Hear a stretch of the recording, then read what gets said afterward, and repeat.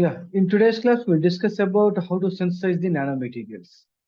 Okay, for synthesizing nanometers, we're having two approaches. In that, first one is the top-down approach, second one is the bottom-up approach.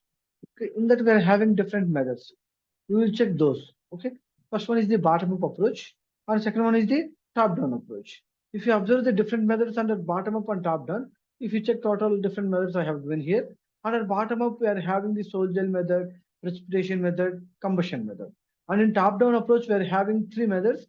Those are ball milling, PVD, CVD. That means physical vapor deposition, chemical vapor deposition. That means under bottom up, we have given three methods. Those are soul gel method, precipitation method, combustion method. That means for synthesizing the nanoparticles, we are having two approaches. One is the bottom up approach. Second one is the top down approach. Under bottom up approach, we are having three methods. One is the soul gel method. Second one is the precipitation method. Third one is the combustion method. Under top down, we are having three methods: ball milling, PVD, CVD. Okay. What is the meaning of this bottom up approach? If you observe this diagram, in bottom up approach, okay, here actually if you observe this diagram, this is this bottom side, and here the atoms are there. If you observe the size of the atom, that is 10 to the power of minus 10 to 10 to the power of minus 12 meters. Okay, we are combining these atoms that will form the clusters first, and from that clusters we have to synthesize the nanoparticles. That means we are coming from atoms to nanoparticles. That means by combining atoms, we are synthesizing the nanoparticles. This process we can call bottom-up approach. That means building complex systems by combining the simple atomic level components. That means we are combining the simple atomic level components and building complex systems. That means we are synthesizing the nanoparticles. That approach we can call bottom-up approach. Second one is the top-down approach. In top-down approach, what we are doing, initially we are taking the bulk material and we are breaking that material into smallest building blocks. That means the nanoparticles. Okay, this process we can call top-down approach. Breaking down matter into more basic building blocks. Frequently uses chemical and thermal methods. Okay, in today's discussion, we will study about the soil gel method and the precipitation method. These are the two methods we will study in this class. Okay, and the first method is the soil gel method. Okay, first we will observe the diagram. Okay, how to synthesize these nanoparticles by using the soil gel method. First we can understand the diagram. Okay, for synthesizing nanoparticles, first we have to take the precursor. Okay, that means initial materials. Sorry, these are the initial raw materials. Those are the precursors. Okay, by using these precursors, now we have to synthesize the nanomaterial by using soil gel method. Now what we are doing, these precursors first dissolve in a solvent and we are preparing the solution. Okay, this is the solution. First we have to prepare the solution by using the precursors. We are dissolving this precursor in the solvent. That means we are dissolving and we are getting the solution. The second step is the solution we are converting into gel by dehydration reaction. That means by heating. Okay, by dehydration reaction, we are converting solution into gel. And after forming the gel, we are converting this gel into two ways. One is the aerogel, second one is the xerogel. How aerogel will form? We are rapid drying this gel, that is converting into aerogel. We are slowly drying this gel, then we are getting the xerogel. And we can synthesize the different types of nanoparticles by using this method. We can synthesize the uh, films of the nanoparticles in the form of the films, nanoparticles in the form of the powder, and nanoparticles in the form of the dense ceramic. In these three ways, we can synthesize the nanoparticles. Okay, initially what we are taking, precursors we are dissolving the precursors in solvent, we are getting the solution. That solution we are converting to gel by using the dehydration reaction. You are rapid drying this gel, we are getting the aerosol. Aerosol means you can observe, we are not giving time to adjust the atoms. That's why whatever form structure of this gel is there, in same structure this aerosol also having, because we are not giving time to adjust the atoms. That means we are doing rapid drying. If you are drying slowly, then that is converting into zero gel. And finally, we can prepare the different type of nanoparticles, that is in the form of films, in the form of powder, in the form of dense ceramic. This is the simple process. Okay. Here we have to study 5 steps in the soil gel method. First one is the formation of the stable solution. Second one is the formation of the gel. Third one is the aging of the gel. Fourth one is the drying of the gel. And last step is the dehydration reaction. Now we will check the step one by one. Now in the soil gel method. Okay. Generally, the soil gel method we are using to synthesize the oxide nanoparticles. This process is widely employed to prepare oxide nanometers or oxide materials. How can we understand the soil gel? Soil gel means solution. What is the meaning of the solution? That is a colloidal solution that is made of solid particles of few hundred nanometers in diameter suspended in a liquid phase. Okay, this solution means that is a colloidal solution. Colloidal solution means that is having liquid phase with solid particles. What is the size of the solid particles diameter? That is in nanometer. So it means here a colloidal solution that made of solid particles few hundred nanometers in diameter suspended in a liquid phase. That means that is having solution. In the solution, that is liquid phase means there is a solution. In the solution, we can see the nanoparticles. We can't see with our eye, but that consists of solid nanoparticles. That means we can call colloidal solution. There is a solution. Gel means that is also having both the phases, solid phase and a liquid phase. A sol in this gel, a solvent that having the solid macromolecules. That means a solid macromolecule immersed in a solvent. That is called gel. Okay, that diagram just now we have seen. The Sol-Gel process is summarized in figure. Just now we have seen. It is discussed with the example of production of SiO2 and can be understood in the following steps. We are having total 5 steps. What is first one? Preparation of stable solution. Okay, here in this step, what we are doing, initial raw materials we are taking, that means we can call a precursor, that we have to dissolve in solvent, then we are getting the stable solution. Okay, a stable solution of alkoxide or solvated metal precursor is formed. That means initial raw material that is in the form of alkoxide or metal precursor that we have to dissolve in a solvent. Then we are getting the stable solution of the alkoxide or solvated metal precursor is formed. The second step is formation of gel. Okay, here we have to change the stable solution to gel by using 2 reactions. Okay, any one reaction also we can use. That is the polycondensation or polyesterification reaction. Okay, an oxide, this is the structure of oxide material, MOHM or alcohol bridging network gel. Okay, that forms by a polycondensation or polyesterification reaction that leads to increase in viscosity of the solution. That means solvent is evaporating slowly. When we are converting the stable solution to gel, the solvent is evaporating. When the solvent is evaporating, that is converting into gel. Okay, formation of gel and oxide that is in the form of MOHM or alcohol bridged gel. How that will form? That forms by a polycondensation or polyesterification reaction that leads to increase in the viscosity of the solution. Then what is the third step? Aging of the gel. Fourth step, drying of the gel. Fifth step, dehydration. Okay, third step, aging of the gel.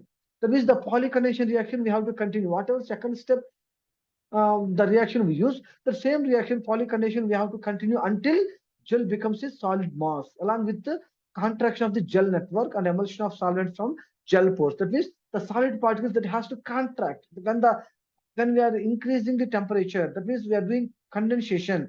The solid particles are contracting and the expulsion of solvent from the gel pores. Whatever solvent in gel pores that has to evaporate. Okay, up to that we have to continue the polycondensation reaction that is called aging of the gel. And the fourth step is the drying of the gel. Already we studied two ways we dry the gel. One is the rapid drying, second one is the slow drying. Rapid drying we are getting the aerosol and slow drying we are getting the zero gel. Okay, example in drying of the gel, water and other volatile liquids are removed from the gel network by drying. Okay, when we are drying the gel, we are removing the water and other volatile liquids. Suppose if the solvent such as water is extracted under supercritical or near supercritical conditions, because water is not easy to evaporate. Okay, we need temperature up to around 100 degrees centigrade. Okay, that is the boiling point of water. Okay, that condition we can call supercritical or near supercritical conditions.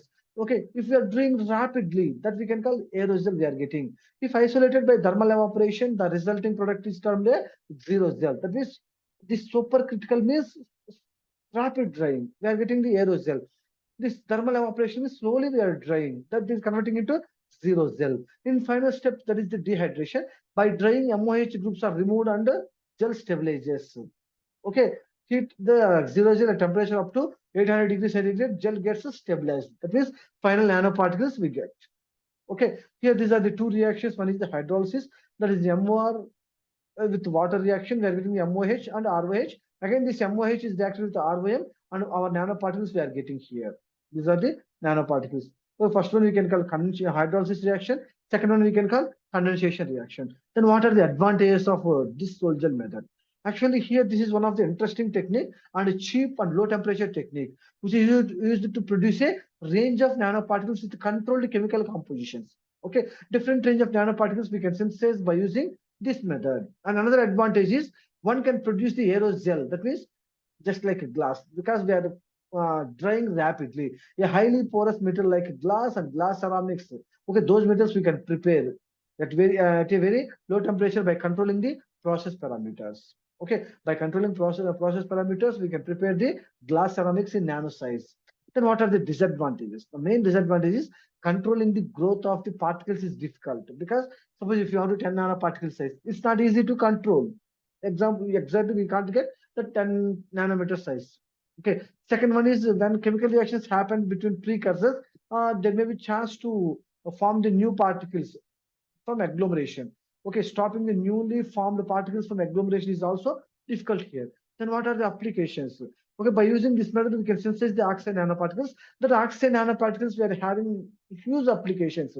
Examples like optics, we are using electronics also, we are using this oxide nanoparticles, and in energy sector also we are using, space also we are using, in biosensors also we are using, in drug delivery systems also we are using. Okay, and also we can synthesize the zeolites. Okay, zeolite is also one of the nanoparticle. The zeolite also we can synthesize by using the soil gel method. This is about the soil gel method. Then what is the second method under bottom up approach? That is the precipitation method. First one is the soil gel method, second one is the precipitation method, right? In this precipitation method, okay, this involves the precipitation of the metal in the form of hydroxide from salt precursors with the help of a base in a solvent. So this, what are the precursors we are taking in this precipitation method? One is the salt, second one is the base, and whatever nanoparticle we are getting in the form of precipitation, that is in the form of hydroxide. The precipitation technique involves the precipitation of metal in the form of hydroxide from a salt precursors with the help of a base in a solvent. And this method we can use to synthesize the what type of materials, that particularly magnetic nanoparticles. It is suitable for the synthesis of magnetic nanoparticles. These magnetic nanoparticles having a number of applications in medical field. Example, in tumor and cancer diagnosis we are using. In magnetic resonance images for diagnosis and treatment, MRI scans we are using, and magnetic drug target also we are using this magnetic nanoparticles. What is the principle involved here? Okay, just simple principle. Just we have to mix two or three chemicals. Okay, two or more chemicals we have to mix and that react each other. The product will settle down as a precipitate at the bottom. Okay, two or more chemicals are mixed to react with each other. The product is will settle down as precipitate. Okay, this is the simple technique here. We are having mixing of reactants here. Whatever precursors we are taking, two or three chemicals we are mixing here. That is mixing of reactants. Then that is converting into macro emulsion, and that is converting into mini emulsion or micro emulsion we can say, and finally we are getting the nanoparticles. By using this method, we can study one example, that is the synthesis of copper oxide nanoparticles. How can we synthesize the copper oxide nanoparticles? Okay, by using this diagram we can understand the precursors. What I said here, the precursors are, one is the salt, second one is the base.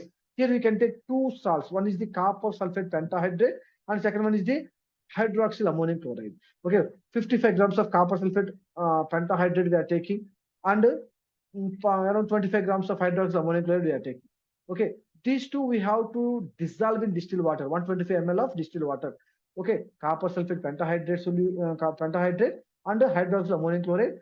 These two we have to dissolve in distilled water. Okay, 125 ml distilled water.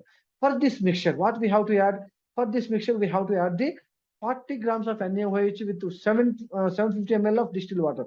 That means NaOH solution we are adding to this salt solution. Okay, then we are swirling. Okay, we have to mix all the chemicals. That means we have to swirling. Okay, after swirling, we are getting a precipitate that is settled at the bottom. Okay, this reaction that is happening under cold water bath. Now we have to separate this precipitate. We have to filter that one. Okay, by using this beaker, by using this filter paper, we are separating this precipitate. That means there is nanoparticle. Okay, after filtration, all the solvent that is coming to this beaker and the nanoparticles are settled down. Those are on the filter paper. Now in that nanoparticles, some other chemicals also there. That is the sodium chloride is there, sodium sulfate is there. That also we have to remove by using number of times washing. We have to do that chloride free. Then we have to drying that one. Okay, we are getting the Cu2. Now we need to get Cu. For that we have to do open drying. Okay, now we will check what are the steps we followed here. An example of copper oxide nanoparticle synthesis is used to explain the general concept of precipitation. That means by using the precipitation method, we have to study the synthesis of copper oxide nanoparticles. Okay, by using this method, Okay, by using this method involves the precipitation of nanoparticles within continuous fluid solvents. Okay, what are the salts we are taking here? 55 grams of copper sulfate pentahydrate is mixed with 25 grams of hydroxyl ammonium chloride in 125 ml of distilled water. For this mixture, what we have to add? We have to add the sodium hydroxide solution. Okay, the mixture is cooled in a cold water bath with constant swirling. Okay, after that we have to add a solution containing 40 grams of sodium hydroxide in 750 ml of distilled water is added to the mixture. Then the precipitate is settled down at the bottom and the supernatant liquid poured off. Okay, this is the chemical reaction: copper sulfate, hydroxyl ammonium chloride, and sodium hydroxide. We are getting the copper oxide nanoparticle, nitrogen gas, sodium sulfate, water, and sodium chloride. Now we have to separate the Cu2O. For that, what we have to do? The precipitate is washed several times with the distilled water until it is chloride free. Whatever chlorine ion is there, or the sodium chloride is there, that we have to remove. That how can we remove? By using different number of times washing.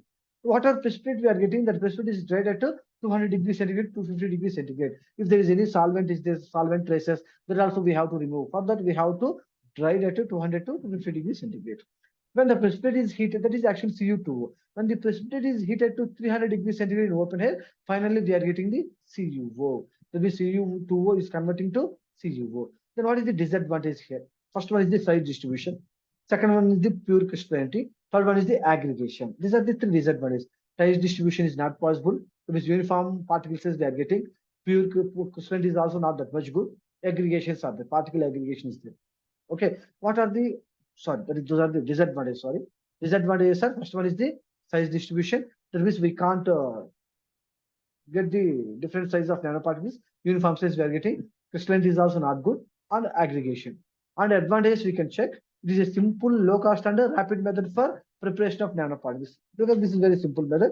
And here even if you observe the reaction temperature, that is also low. And this method gives fine and uniform size particles. See, uniform size particles are getting, there is advantage. And particles size distribution is not there. That is disadvantage. Uniform size particles is getting, that is advantage. Same we are saying in disadvantage, that is there is no particle size distribution. Okay, these are the advantages and the disadvantages. This is about the precipitation method. These two methods under bottom up approach. Okay, in next class we will study about the top down approach. Okay.